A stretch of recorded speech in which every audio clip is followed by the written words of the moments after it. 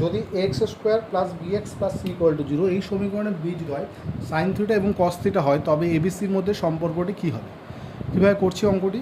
দেখো, দ্বিঘাত সমীকরণটি দেওয়া আছে, তার দুটো বীজ সাইন থিটা এবং কস থিটা দিয়েছে। তো আমরা জানি দ্বিঘাত সমীকরণে বীজদ্বয়ের যোগফল মাইনাস বি বাই এ হয়। তা বি মানে হচ্ছে এক্সের সহগ, যেটা এখানে মাইনাস বি আছে, আর এ মানে হয় এক্স স্কোয়ারের সহগ, যেটা এখানে এই আছে। তাহলে সাইন থিটা প্লাস কস থিটার ভ্যালু বি বাই এ পেয়েছি, এবং বীজদ্বয়ের গুণফল sign theta into cos theta equal to হয় সি বাই এ। এই দুটো সমীকরণের সাহায্যে এখানে চারটে সম্পর্কের মধ্যে কোনটা হয় নির্ণয় করব। কীভাবে করছি? এক নং যে সমীকরণটা, সেটার উভয় পক্ষে বর্গ করেছি। দেখো, sine square theta plus cos square theta plus 2 sine theta cos theta হলো বাদিকে, ডান দিকে হচ্ছে B square by A square. তো এটা মানে হচ্ছে 1, কারণ sine square theta plus cos square theta 1 হয় আমরা জানি, plus 2 into sine theta into cos থিটার মান হচ্ছে সি বাই এ।